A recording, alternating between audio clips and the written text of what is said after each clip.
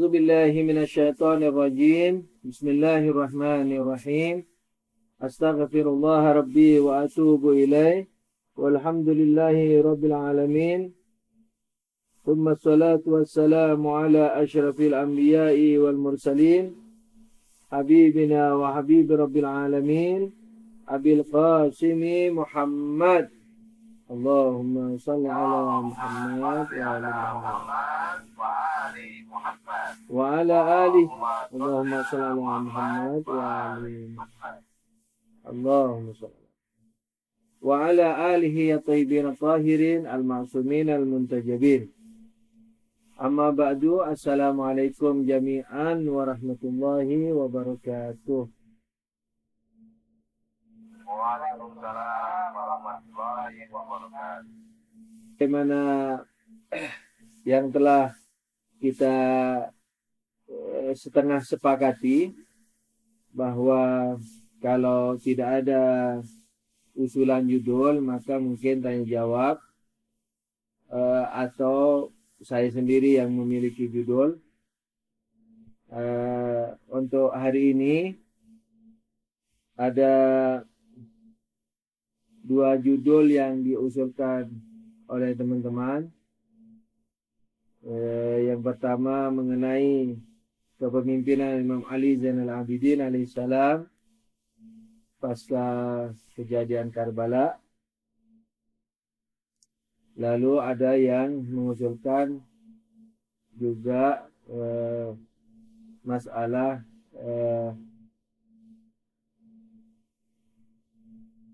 perkataan insyaallah sehubungan dengan ikhtiar manusia.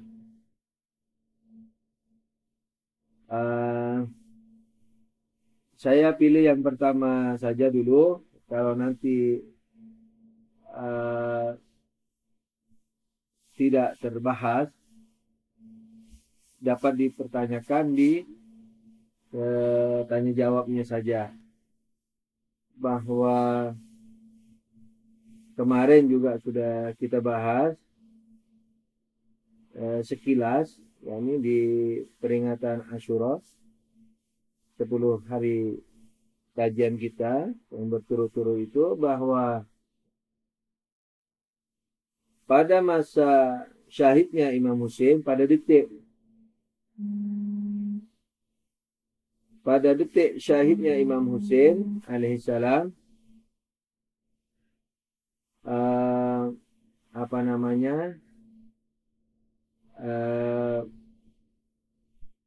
walaupun imam adalah jelas Imam Ali Zainal Abidin alaihissalam, akan tapi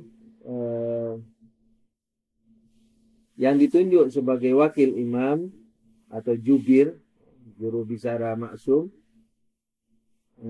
adalah Sayyidah Zainab alaihissalam.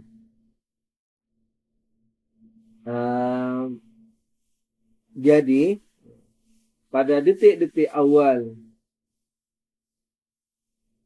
keimamahan Imam Ali Zainal Abidin alaihissalam, langsung dijubiri, diwakili oleh Sayyidah Zainab alaihissalam.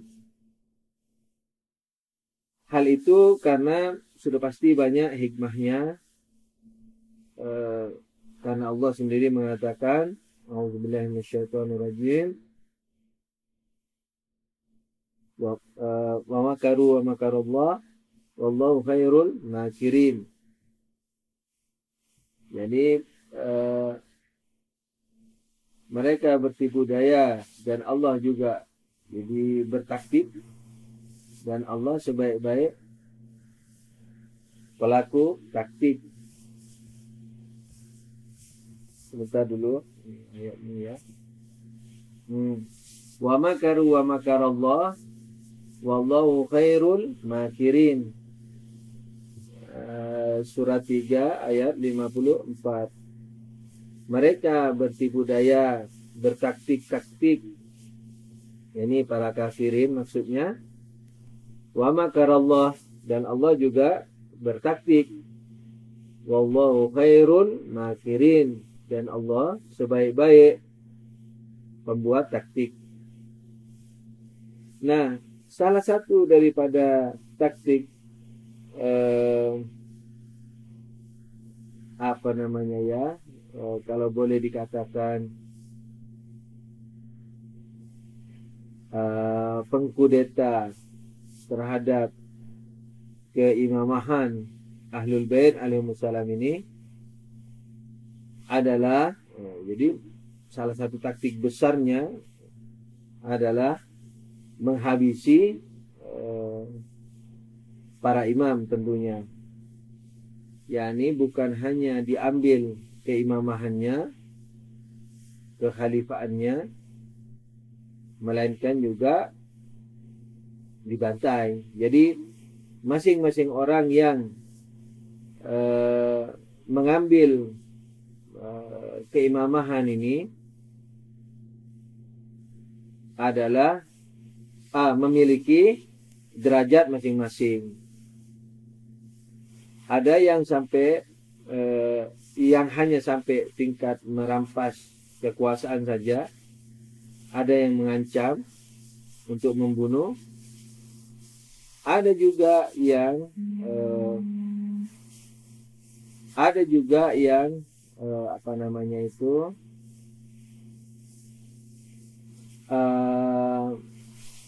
membunuh. Jadi bukan hanya mengancam, melainkan juga membunuh. Nah, karena itu mereka berani membunuh Imam Ali alaihissalam, membunuh Imam Hasan, dan membunuh Imam Hussein alaihissalam jami'an. Salah satu taktik yang diberikan Allah kepada pasukan Yazid adalah membuat Imam Ali Zainal Abidin sakit keras. Ini sakit parah.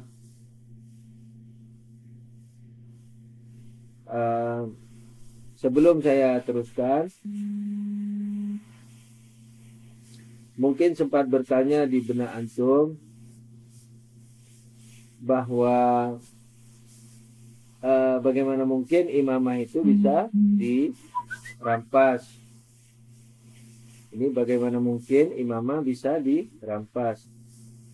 Imamah itu adalah kepemimpinan horizontal. Jadi kepemimpinan politik dalam arti aktualnya. Jadi kalau Nabi Ibrahim alaihissalam diuji oleh Allah, padahal beliau alaihissalam sudah sampai ke makam kenabian dan kerasulan sejak masih muda, akan tapi diuji terus. Nah, jadi sekalipun mereka itu sudah sekalipun Nabi Ibrahim alaihissalam sudah memiliki wilayah vertikal, tapi diuji terus oleh Allah. Setelah lulus ujian, yaitu setelah sepuh, setelah tua banget, ketika lulus diperintah menyembelih Nabi Ismail alaihissalam jami'an, barulah Allah mengatakan apa? Qala inni ja'iluka lin-nasi imama. Sekarang aku jadikan engkau sebagai imam. Yakni Allah memerintah Nabi Ibrahim alaihissalam untuk menegakkan pemerintahan horizontal, wilayah horizontal. Nah, yakni menegakkan negara yang berdasarkan hukum Tuhan. Nah, itu imamah. Jadi kalau saya katakan imamah di kudeta atau dirampas, jangan mengira bahwa imamah itu hanya vertikalnya, tapi juga horizontalnya. Ini justru imamah itu tekanannya kepada horizontalnya itu. By the way, nah, ketika imamah ini sudah dirampas, tadi itu saya hanya mengingatkan kembali dan berusaha memberikan kesamaan image kesamaan persepsi terhadap istilah imamah. Karena saya mengatakan imamah dirampas. Dan umumnya imamah tidak bisa dirampas. Yang imamah yang tidak bisa dirampas itu dimensi apanya? Vertikalnya. Tapi kalau dimensi sosialnya, aktualnya, pemerintahannya bisa dirampas. Artinya bisa dikudeta. Dan istilahnya tetap bisa dipakai imamah. Jadi karena ada orang yang menafikan imamah, istilah imamah pada dimensi horizontalnya, di mana hal itu jelas tidak benar. Nah, kembali kepada masalah kita. Nah, salah satu daripada rancangan yang dicanangkan oleh para perampas imamah ini adalah menghabisi Ahlul Bait, yakni menghabisi para imam Ahlul Bait alaihissalam. Akan tapi Allah Subhanahu wa taala juga melakukan makar, yakni tipu daya atau rancangan atau taktik, yaitu membuat apa? Membuat Imam Ali Zainal Abidin sakit parah. Sehingga jangankan membawa pedang, jangankan maju ke medan laga, bangun dari tempat tidur pun tidak bisa. Yani ketika Imam Ali Zainal Abidin alaihissalam di Karbala itu, berkali-kali beliau mau bangun untuk membantu orang tuanya, akan tetapi tidak dapat bangun. Jadi dari dimensi Ahlul Baitnya sendiri, Allah membuat rancangan apa? Rancangan sakitnya Imam Ali alaihissalam, sehingga iman yang ada di, atau kemaksuman, bahkan iman yang tinggi ya, yang sampai ke tingkat kemaksuman yang ada pada Imam Ali Zainal Abidin alaihissalam, itu tidak dapat mengantarkannya ke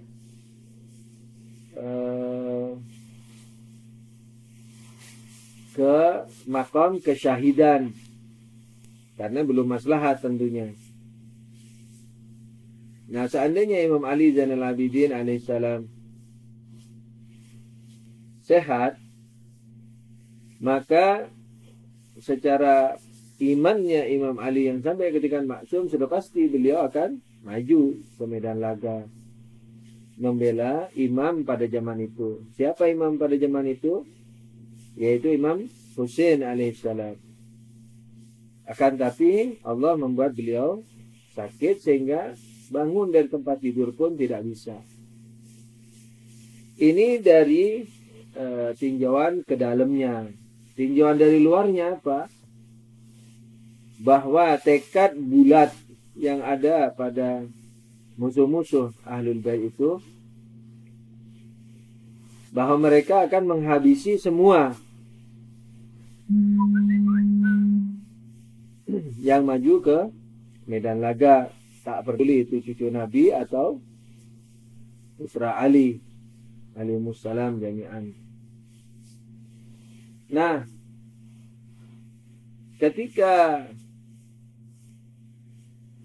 Imam Ali Zainal Abidin alaihissalam bangun dari tidur saja tidak bisa, sudah tentu beliau tidak maju ke medan laga, sehingga selamat dari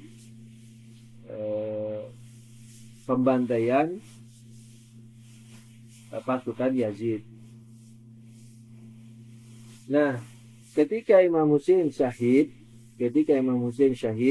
alaihissalam, otomatis kepemimpinan itu langsung berada di mana? Keimamahan berada di tangan Imam Ali Zainal Abidin alaihissalam. Nah, akan tetapi seandainya Imam Ali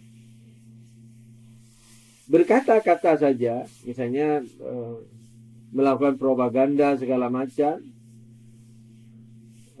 dan sebagainya, maka sekalipun tidak maju perang, bisa saja masih dicari alasan untuk membunuh beliau. Nah, akan tapi sudah merupakan wasiat juga dari Imam Husain alaihissalam bahwa Sayyidah Zainab alaihissalam diangkat menjadi jubir, juru bicara. Juru bicaranya maksum loh ini. Jadi juru bicaranya maksum. Karena itu yang menjadi pahlawan, salah satu pahlawan Karbala adalah Sayyidah Zainab alaihissalam. Dengan kata-katanya yang begitu argumentatif, gamblang, dan sudah tentu menyayat hati bagi yang simpatik, menusuk tajam kepada yang kejam, sudah tentu. Nah, karena itu Imam Ali Zainal Abidin pasca peristiwa Karbala, pada detik-detik awal, pada hari-hari awal itu terlindungi dari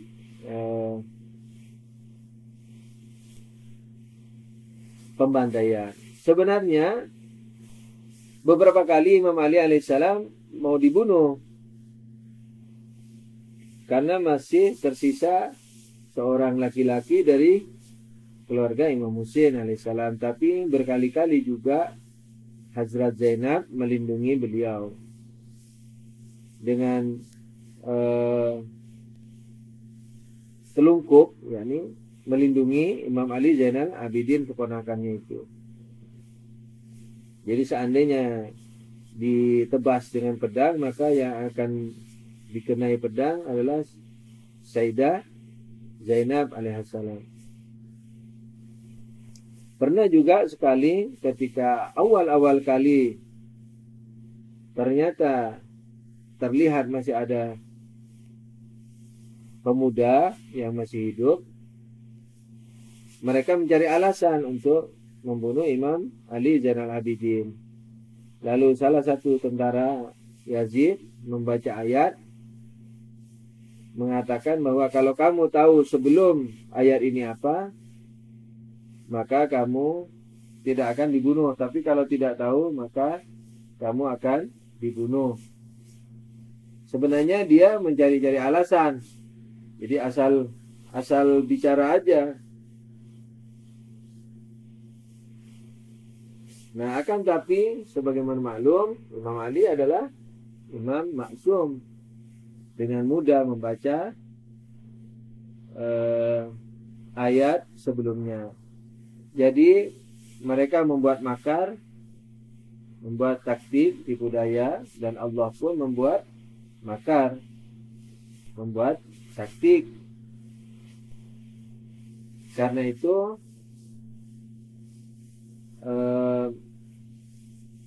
Imam Ali alaihissalam terselamatkan dari pembantaian para durjana.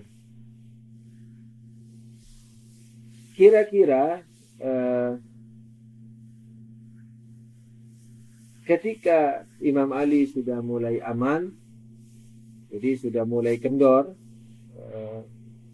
haus darah itu, yakni ketika sudah mulai keluar dari Karbala, kan ketika pembantaian terjadi itu kan sampai Imam Husain syahid alaihissalam sampai sore. Jadi kurang lebih malam itu masih di Karbala, pagi baru mereka beranjak ke Kufah. Nah, ketika sudah hari-hari berlalu, sehari dua hari berlalu, sudah tentu dalam jiwa-jiwa mereka juga terdapat semacam pengendoran Bahkan sebagian mungkin menangis meraung-raung, menyesali. Nah, akan tapi ketika itulah maka Imam Ali alaihissalam di samping semakin terlindungi, bisa terdengar kata-kata beliau. Itu pun dalam bentuk-bentuk yang tidak memancing hal-hal yang bisa menghabisi nyawa beliau alaihissalam. By the way, sampai akhirnya di Sandra ya, sampai ke Kufah, lalu diarak lagi sampai ke Syam, sampai ke Suriah. Di situ beliau sudah mulai lebih aman. Akhirnya beliau juga dengan lantang berpidato di depan kaum muslimin yang mengikuti dan menaati pemerintahan Yazid. Nah, ini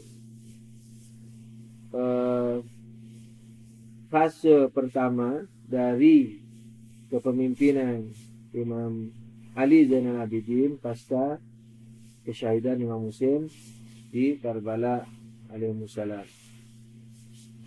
Kalau boleh saya katakan ini fase pertamanya, yakni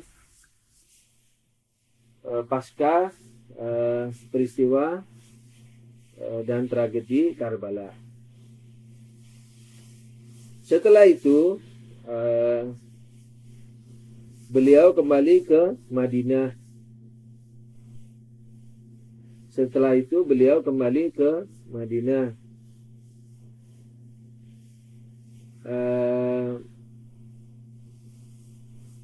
Dan mulailah fase kedua.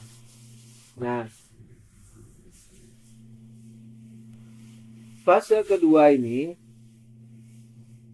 ya, sejak fase pertama, tapi di akhir-akhir fase pertama, Imam Ali alaihissalam, yakni Imam Zainal Abidin alaihissalam, telah mengumandangkan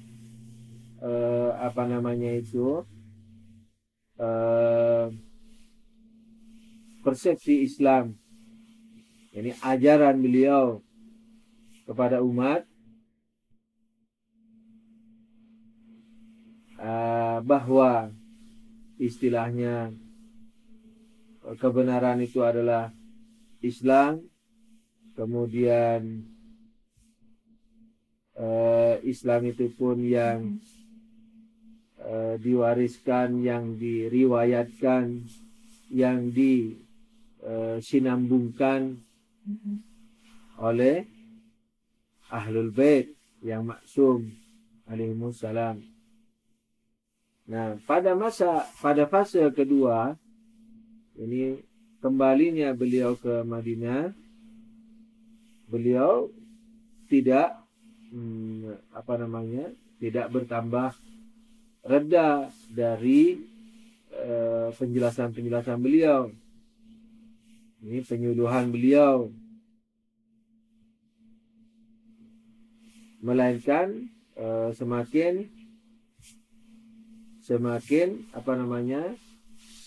berkesinambungan.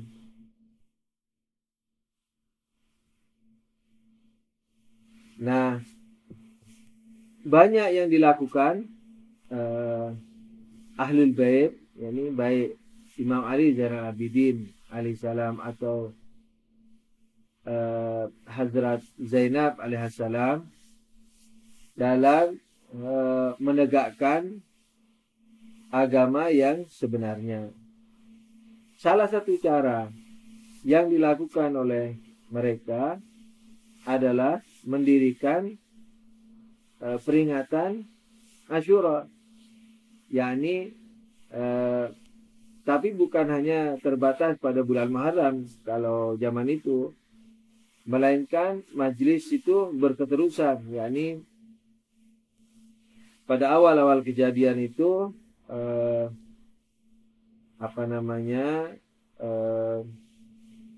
keluarga Rasul Shallallahu Alaihi Wasallam itu mendirikan majelis duka ini berturut-turut dan berkali-kali, sampai hal itu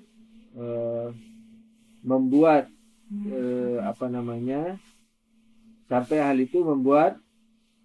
ketakutannya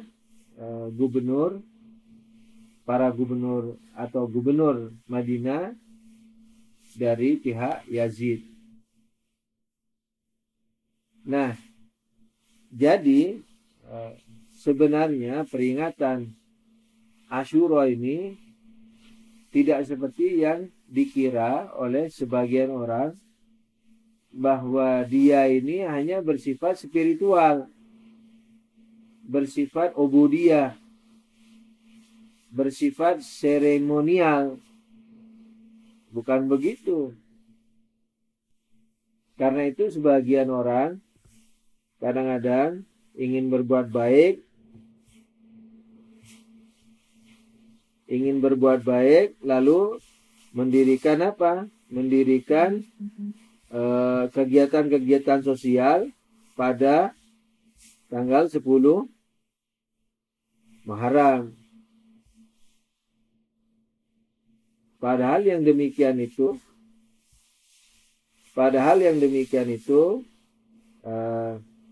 kurang bagus dari satu sisi.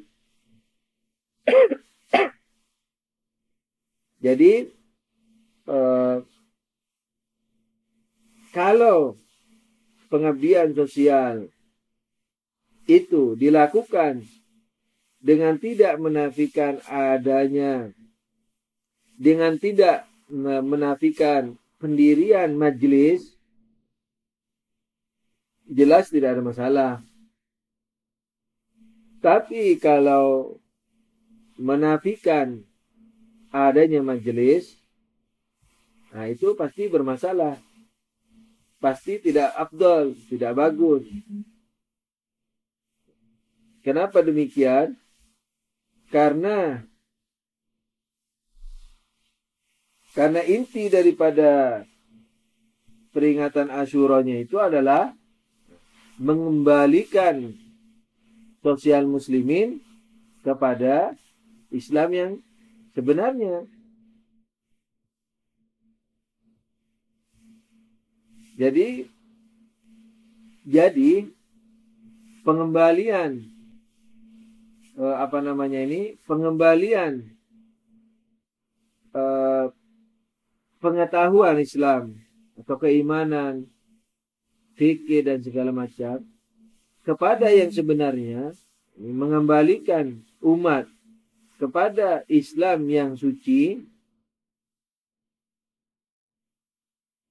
ini jauh lebih agung dari sekedar pengabdian sosial seperti memberi bantuan uang, donor darah dan segala macam. Jadi jangan sampai kita terpengaruh dengan semangat yang bersifat materialis. Jadi melihat bahwa dimensi Imam Hussein itu dimensi sosial saja. Jangan sampai kita terpancing ke situ. Kenapa? Karena sosial tanpa ditegakkan dalam persepsi Islam yang benar, sudah tentu kalaulah tidak bisa dikatakan tidak bermakna, sudah tentu kurang bermakna. Yani sudah tentu kurang bermakna. Persis kayak misalnya kita berakhlak karimah, misalnya mencium tangan orang tua tapi tidak sholat, misalnya kayak begitu. Jadi membela untuk menghormati orang tua yang Islam juga membolehkan. tidak masalahkan, bahkan menganjurkan, bahkan mewajibkan menghormati orang tua, walaupun dalam bentuk tidak harus cium tangan ya. Akan tapi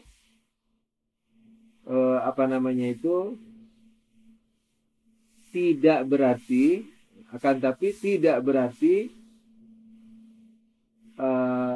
menafikan asasnya, dasarnya. Nah, memperingati peristiwa Karbala itu mengembalikan umat kepada Islam yang sebenarnya. Jadi Karbala itu tujuan utamanya bukan untuk nangis saja. Nangis itu merupakan konsekuensi daripada peringatan Karbalanya. Jadi Karbala itu bukan mau menangisnya, tapi mengembalikan umat kepada Islam yang sebenarnya. Nah, karena pengembalian umat kepada Islam yang sebenarnya melalui derita Ahlul Bait, melalui derita Imam Husain itu, maka kita menangis. Jadi seandainya tidak melalui peristiwa Karbala, maka dengan memberikan penyuluhan tentang Imam Maksum itu sudah memperingati Karbala. Istilahnya ya, seandainya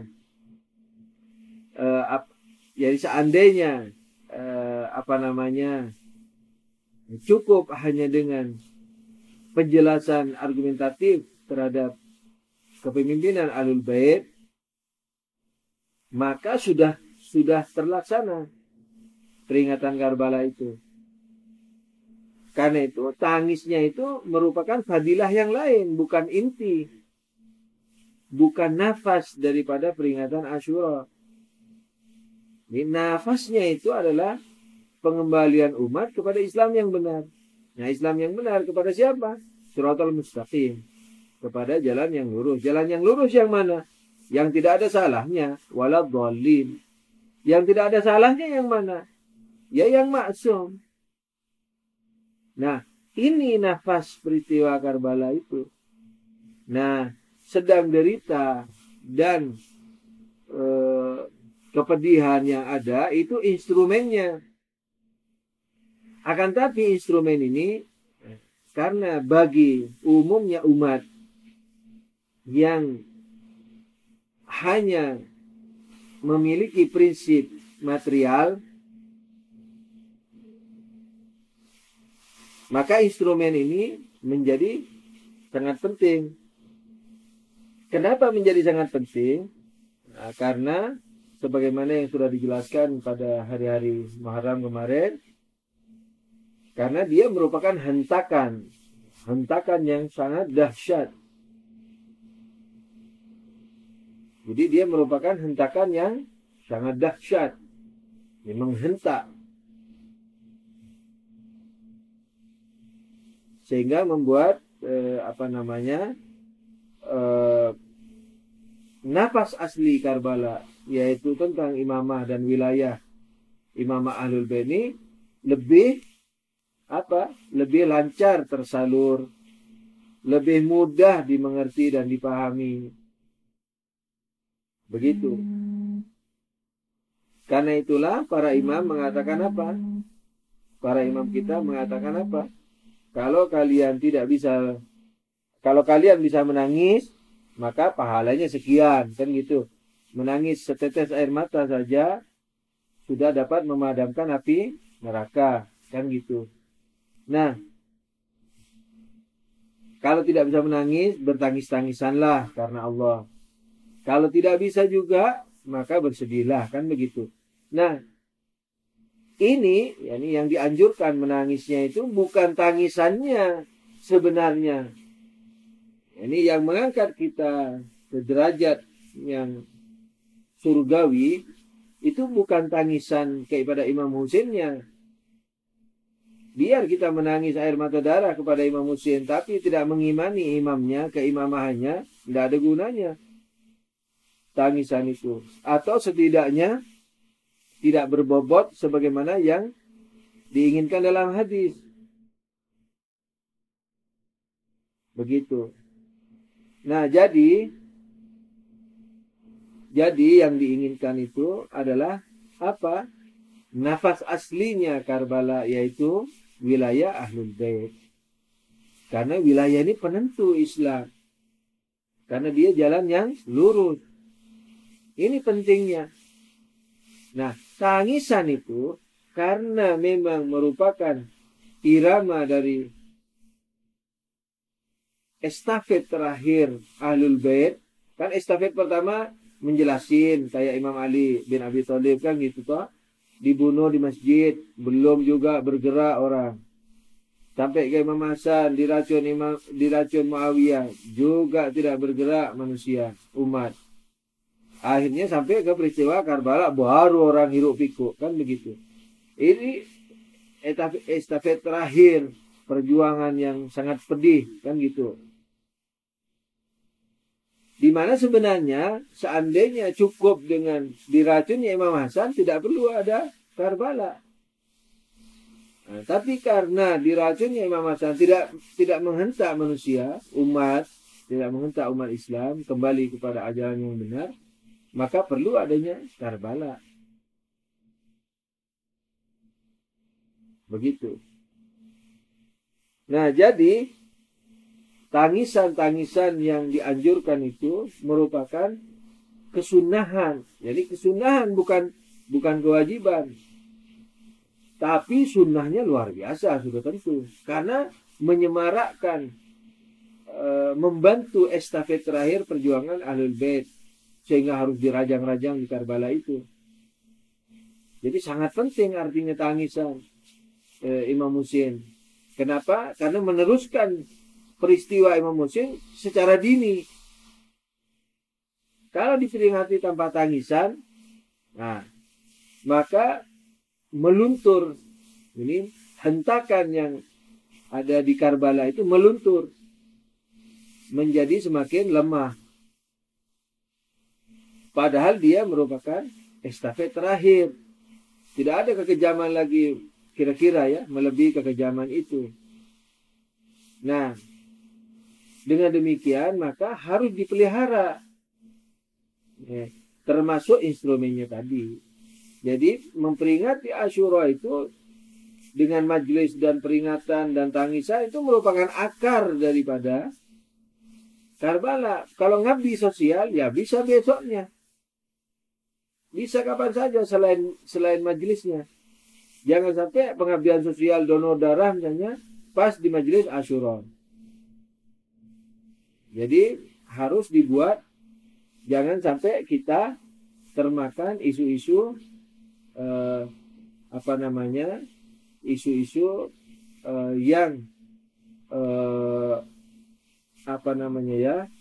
isu-isu yang merasa sok bersemangat tentang Imam Husain dan membela Imam Husain dengan sosial, lalu menafikan atau menghilangkan apa yang disebut dengan peringatan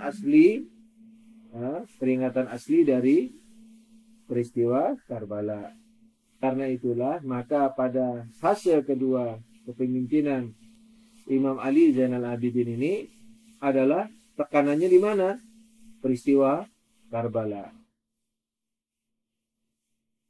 Apa saja yang bisa dijadikan alat oleh Imam Ali Zainal Abidin untuk memperingati Karbala dipakai.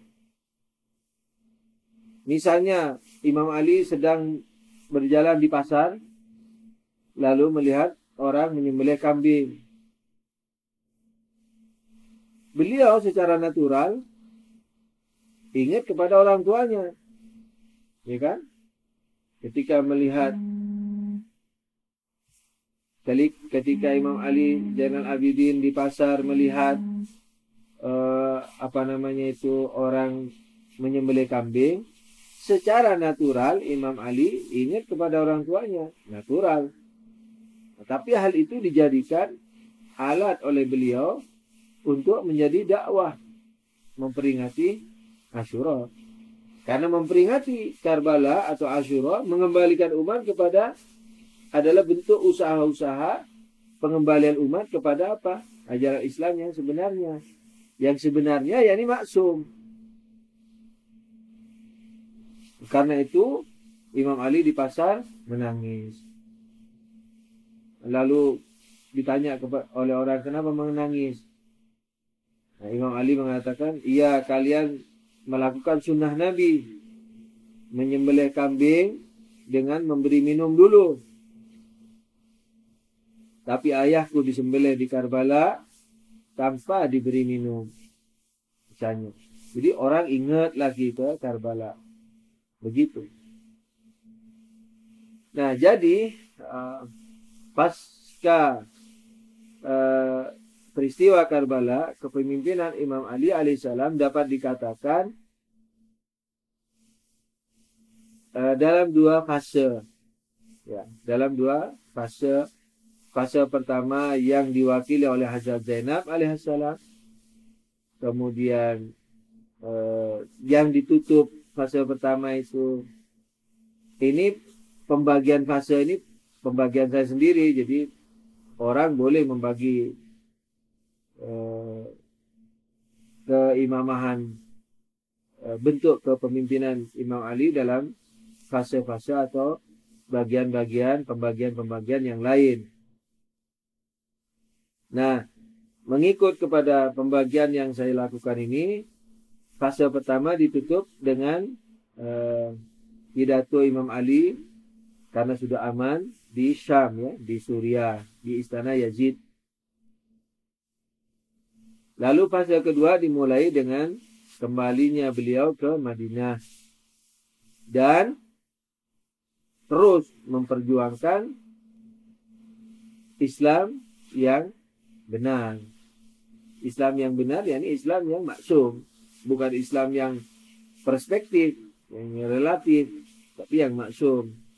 Nah, instrumen yang dipakai, cara yang dipakai apa? Estafet terakhir perjuangan Ahlul Bait, yaitu peristiwa Karbala. Nah, karena itu kepemimpinan Imam Ali alaihissalam ini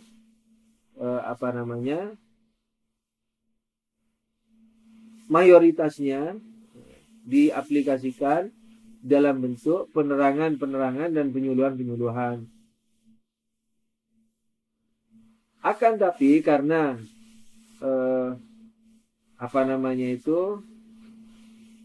kontrol daripada pemerintahan Bani Umayyah sangat ketat, maka Imam Ali alaihissalam hanya melakukan dakwah-dakwah yang memungkinkan, tapi tetap menyampaikan yang hak, yang benarnya itu tetap disampaikan dalam bentuk-bentuk natural seperti tadi itu. Coba Imam Ali terus mendirikan majelis di rumahnya, bisa diperangi.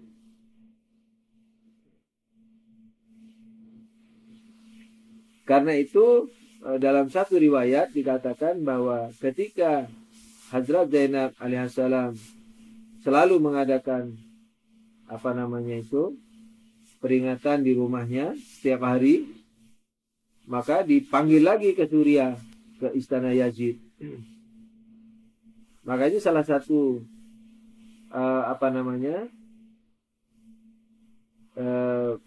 perbedaan sejarah mengenai kubur Hazrat Zainab, ada yang mengatakan di Madinah, ada yang mengatakan di Suriah, ada yang mengatakan kalau nggak salah di Mesir. Nah, itu karena Hazrat Zainab alaihissalam berjuang menggaungkan Karbala, menggaungkan menggaungkan imamah, yakni Islam yang benar, Islam yang suci itu melalui gaung Karbala. Instrumennya instrumen Karbala itu yang dipakai untuk menginstrumeni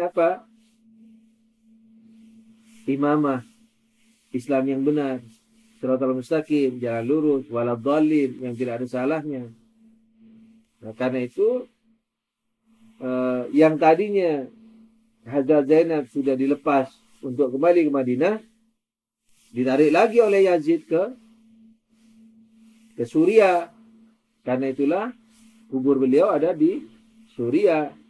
Nah, mungkin kan antum heran, kenapa Hazrat Zainab sudah kembali ke Madinah kok ada di Suria? Nah, itu jawabannya karena Hazrat Zainab ditahan lagi. Begitu. Kenapa ditahan? Karena mendengung-dengungkan imamah, yakni Islam yang benar, yakni yang maksum tadi, melalui instrumen Karbala.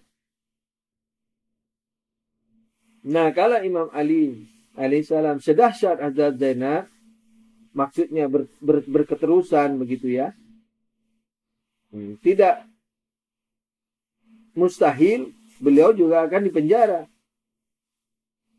Karena itu Imam Ali alaihissalam tarik ulur. Nah, kadang-kadang menangis di pasar seperti tadi itu.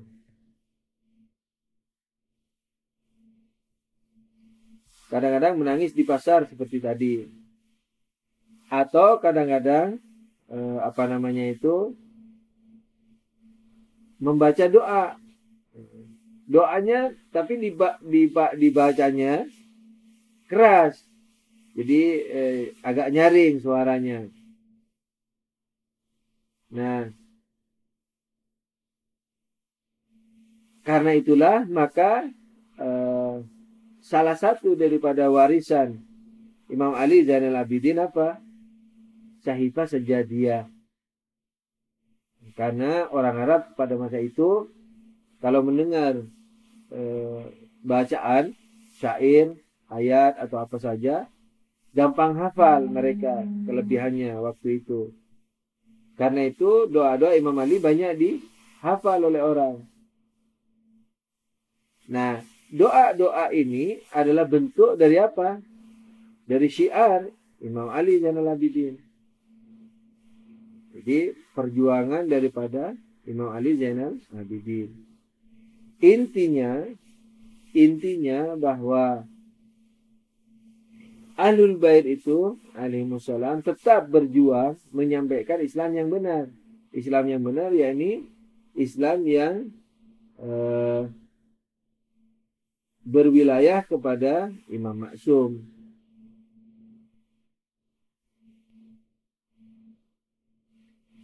Nah, berwilayah kepada Imam Maksum ini merupakan nafas atau asas daripada keislaman. Nah gitu. Kalau zaman Nabi cukup dengan Nabi.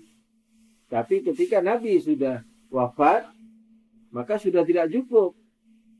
Jadi orang jangan mengira bahwa beriman kepada Allah dan Nabi itu sudah cukup. Tidak cukup jelas.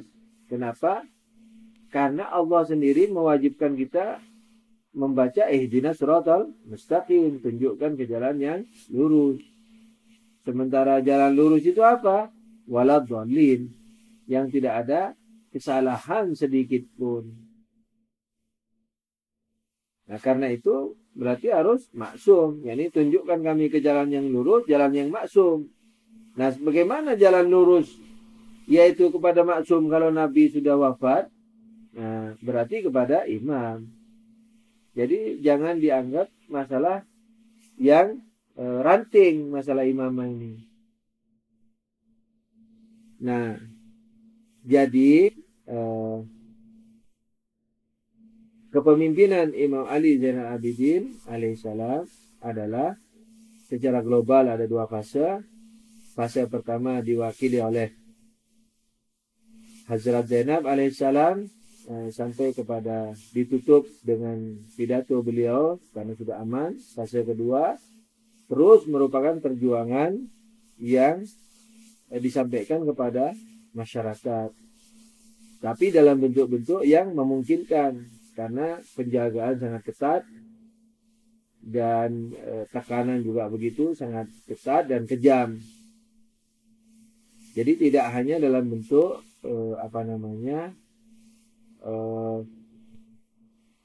majelis, tapi bisa dalam bentuk berbagai hal, seperti berdoa di depan umum dan doanya dibaca agak keras dan semacamnya. Begitu. Shallu ala Nabi. Allahumma shalli ala Muhammad wa ali Muhammad. Nah, kekejaman ini, yakni keketatan penjagaan terhadap terhadap dakwah Ahlul Bait itu baru mengendor ketika zaman Imam Ja'far alaihissalam. Kenapa mengendor? Karena pada masa itu terjadi pemberontakan Bani Abbas. Ketika terjadi pemberontakan Bani Abbas, maka penjagaan terhadap Imam Ja'far alaihissalam mengendor. Karena itulah masa itu digunakan oleh Imam Ja'far alaihissalam untuk mengajarkan untuk mengajarkan Islam yang benar ini secara besar-besaran. Jadi kalau secara terang-terangan juga, makanya muridnya ribuan, baik yang Syiah atau yang Sunni. Yani istilahnya waktu itu belum ada Sunni ya, karena imam-imamnya aja baru belajar kan gitu, imam-imam Sunni. Maksud saya baik Syiah atau selain Syiah begitu. Jadi pada belajar ke Imam Ja'far alaihissalam. Jadi karena tekanan kontrol mulai kendor disebabkan adanya pemberontakan Bani Abbas. Nah, pemberontakan Bani Abbas sebagaimana maklum menggunakan isu membela Ahlul Bait. Nah, umat pada terkecoh. Karena itu para imam tidak mendukung. Tapi ya orang awam jadinya banyak yang menggunakan perasaan, tidak menggunakan akal, akhirnya terjerembab ke lubang yang lain. Tadi lari dari lubang harimau masuk ke lubang buaya. Jadi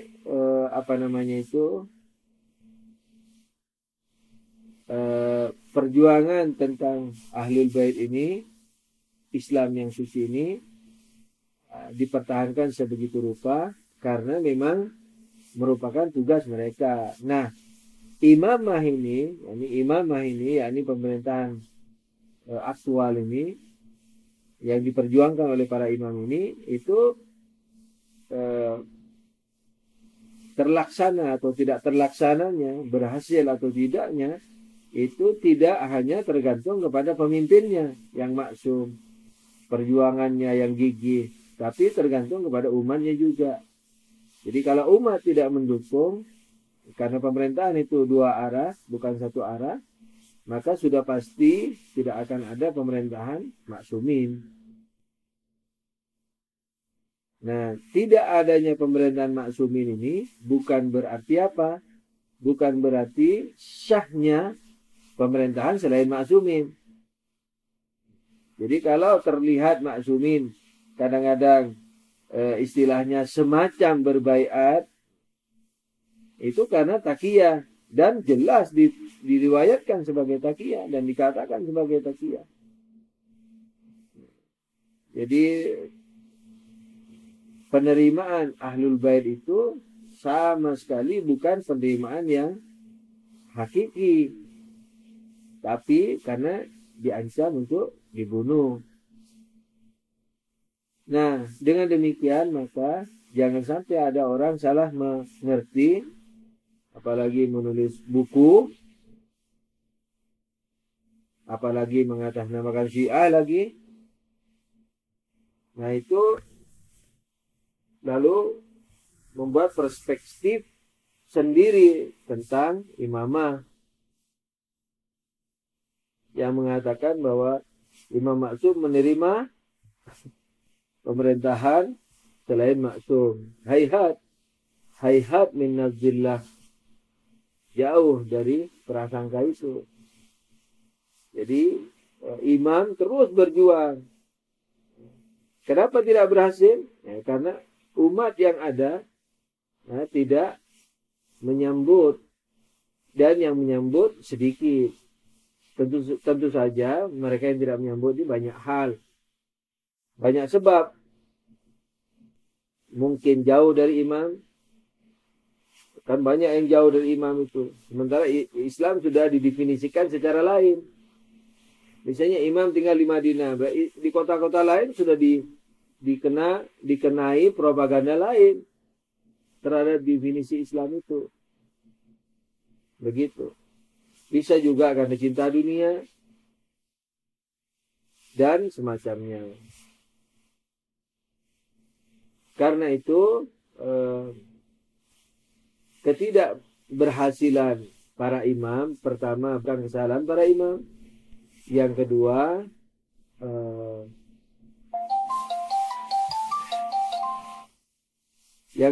kalau terlihat seperti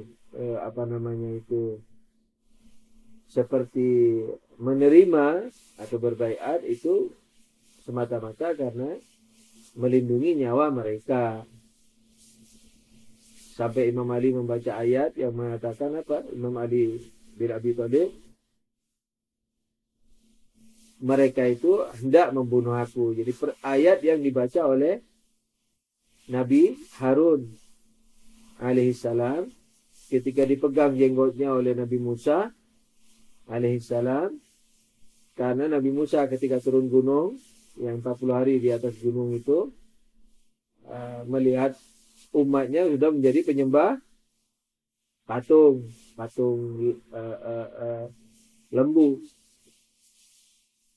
Nah, ketika Nabi Musa melihat mereka seperti itu, marah dan memegang jenggot saudaranya, maksudnya mau dimarahi begitu Nabi Harun. Lalu Nabi Harun mengatakan, janganlah kau pegang jenggotku karena mereka mau membunuh aku. Yakni bahwa Nabi Harun alaihissalam bukan berarti membiarkan umat,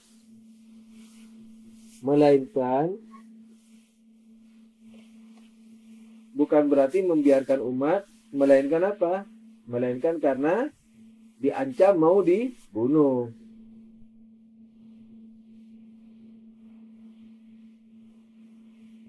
Nah, ayat itulah yang dibaca oleh siapa? Oleh Imam Ali alaihissalam ketika membaiat Abu Bakar. Karena Imam Ali dibakar rumahnya, didobrak sampai Hazrat Fatimah alaihissalam terjungkal dan kandungannya gugur. Lalu Imam Ali ditarik seperti binatang, diikat, dikeroyok, diikat, lalu diseret ke masjid, lalu disuruh berbaiat. Kalau tidak baiat, sekarang juga kamu akan dipenggal. Nah, itu yang sejarahnya yang ada, baik di Sunni atau di Syiah. Jadi sejarah itu ada. Nah, karena itu kalau ada orang yang berkata lain dari ini, apalagi tidak pernah dikatakan oleh para ulama manapun sepanjang sejarah, maka sudah jelas itu terdapat penodaan terhadap perjuangan Ahlul Bait. Karena itu kalau ada orang yang berkata, kalau kita meyakini imam vertikal itu tidak harus horizontal, dan imam vertikal juga membaiat imam horizontal atau khalifah, lalu apa artinya perjuangan kita ini? Nah, ini pertanyaan yang masuk akal. Ya, ini pertanyaan yang tidak perlu jawabannya. Jadi maksudnya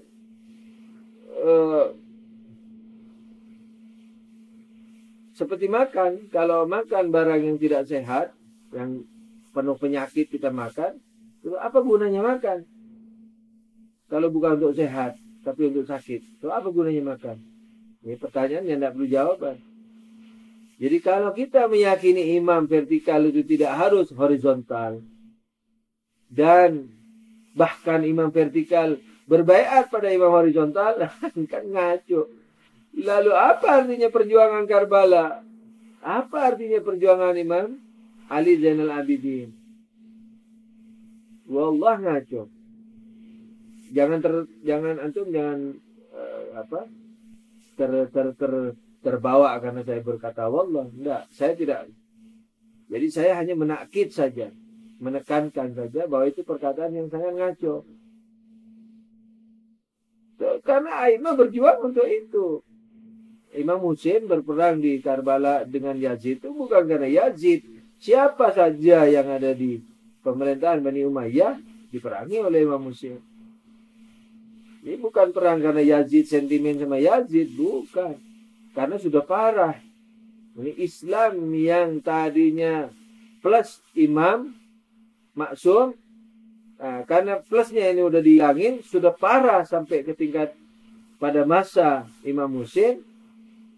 Maka bangkitlah Imam Husain alaihissalam begitu. Jadi biar orang lain pun yang memerintah akan tetap tidak dibaiat oleh Imam Husain, dan Imam Husain akan tetap memenuhi undangan orang Kufah untuk apa? Mendirikan negara.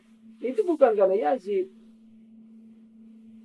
Bukan karena Yazid sebagai Yazid memimpin, tapi karena Yazid sebagai salah satu orang yang tidak maksum memimpin.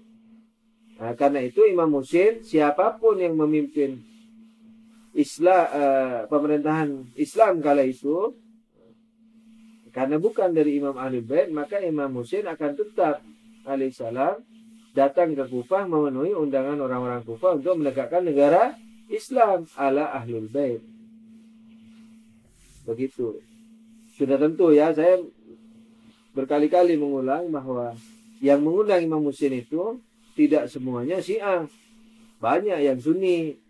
Tapi yang tidak ada Sunni ya kala itu ya. Banyak yang tidak Syiah gitu maksudnya. Syiah itu kan mengimani Imam Ahlul Bait sebagai imam maksum ditunjuk Allah untuk jadi imam. Kalau mereka enggak, mungkin sebagian besar malah mereka meyakini Imam Husain hanya terbaik untuk jadi khalifah. Sudah gitu aja. Jadi kayak zaman Abu Bakar, zaman Umar, zaman Utsman, zaman Imam Ali, zaman Imam Hasan, nanti sampai ke Muawiyah. Begitu. Nah, sampai pilihan pada Imam Husain dan Yazid, mereka memilih Imam Husain. Tapi bukan sebagai imam. Selain yang memang Syiah. Nah, karena itu ketika diintimidasi, diancam dan segala macam, orang-orang Kufah ini berbalik memerangi Imam Husain yang tadinya mengundang. Yang itu membuat orang akhirnya salah paham. Yang membunuh Imam Husain katanya orang Syiah. Mana orang Syiah? Emangnya mengundang Imam Husain jadi khalifah terus jadi Syiah?